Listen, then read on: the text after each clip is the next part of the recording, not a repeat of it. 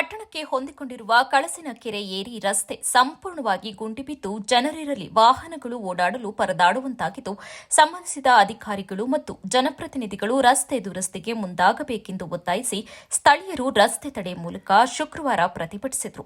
ವಿಶ್ವವಿಖ್ಯಾತ ಪ್ರವಾಸಿ ತಾಣ ಬೇಲೂರಿನಿಂದ ಕಳಸಿನ ಕೆರೆ ಏರಿ ಮೂಲಕ ಗೆಂಡೇಹಳ್ಳಿ, ಮೂಡಿಗೆರೆ ಗ್ರಾಮಗಳಿಗೆ ಸಂಪರ್ಕ ಕಲ್ಪಿಸುವ ರಸ್ತೆ ವರ್ಷಗಳಿಂದ ಸಂಪೂರ್ಣ ಗುಂಡಿಬಿದ್ದು ಅಪಾಯಕಾರಿಯಾಗಿದೆ. ಟೆಂಡರ್ ಮುಗಿದ್ರೂ ಕೆಲಸವಾಗುತ್ತಿಲ್ಲ. ತಕ್ಷಣ ಗುಂಡಿ ಮುಚ್ಚಿ ರಸ್ತೆ ನಿರ್ಮಿಸದಿದ್ರೆ ದಿನಪೂರ್ತಿ ರಸ್ತೆ ತಡೆದು ಉಗ್ರ ಹೋರಾಟ ನಡೆಸಲಾಗುವುದು ಎಂದು ಹನುಮಂತನಗರ ನಿವಾಸಿ ಹಾಗೂ ಸರ್ವೋದಯ ಶಾಲೆ ಮುಖ್ಯಸ್ಥ ಪ್ರಕಾಶ್ ಎಚ್ಚರಿಸಿದರು.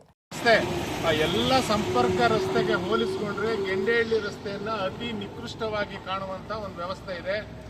ಈಗಾಗಲೇ ಸಾಕಷ್ಟು ಸಾರಿ ಮನವಿ ಮಾಡ್ಕೊಂಡಿದ್ವಿ.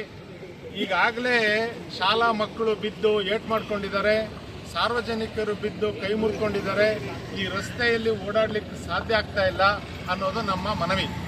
ಹಾಗೇನೆ ಇದು ಸ್ಯಾಂಕ್ಷನ್ ಆಗಿದೆ ಅಂತ ಹೇಳ್ತಾ ಇದ್ದೀರಾ, ಆದರೆ ಅದು ಸ್ಯಾಂಕ್ಷನ್ ಆಗಿ ನೀವು ಕಾರ್ಯ ಕೈಗೆತ್ತಿಕೊಳ್ಳುವ ಮುಂಚೆ ನಡೆಯುವಂಥ ಅನಾಹುತ ಆಗುವಂಥ ತೊಂದರೆಗಳನ್ನು ಕೂಡ ದಯಮಾಡಿ ನೀವು ಗಮನಿಸ್ಕೊಳ್ಬೇಕು ಅಂತ ಅನ್ನೋದು ನಮ್ಮ ಮನವಿ. ಈಗ ಇಲ್ಲ, ಇದಕ್ಕೆ ತಾತ್ಕಾಲಿಕ ಗುಂಡಿ ಮುಚ್ಚುವಂಥ ವ್ಯವಸ್ಥೆ ಮಾಡಿಕೊಡಿ, ಇಲ್ಲ ಇದನ್ನ ತೆಗೆದುಬಿಟ್ಟು ನಿಮಗೆ ಸರಿಯಾದ ಗುಂಡಿ ಇಲ್ಲದೆ ಇರುವಂತಹ ರಸ್ತೆಯ ವ್ಯವಸ್ಥೆಯನ್ನು ಮಾಡಿಕೊಟ್ಟು ನೀವು ಸಾರ್ವಜನಿಕರ ಓಡಾಟಕ್ಕೆ ಅನುಕೂಲವನ್ನು ಮಾಡಿಕೊಡ್ಬೇಕು ಅಂತ ಹೇಳಿ ನಾವು ಮನವಿ ಮಾಡ್ತೀವಿ. ಈಗಾಗಲೇ ಹೇಳಿದ್ದೇನೆ ನಾನು, ಇದು ತಮಾಷೆ ಅಲ್ಲ. ಶಾಲಾ ಮಕ್ಕಳುಗಳು ಬಿದ್ದು ಕಟ್ ಮಾಡ್ಕೊಂಡಿದ್ದಾರೆ ಗುಂಡಿನಲ್ಲಿ. ತುಂಬ ಭಯ ಪಟ್ಕೊಂಡು ಓಡಾಡುವಂತಹ ವಾತಾವರಣ ನಿರ್ಮಾಣ ಆಗಿದೆ.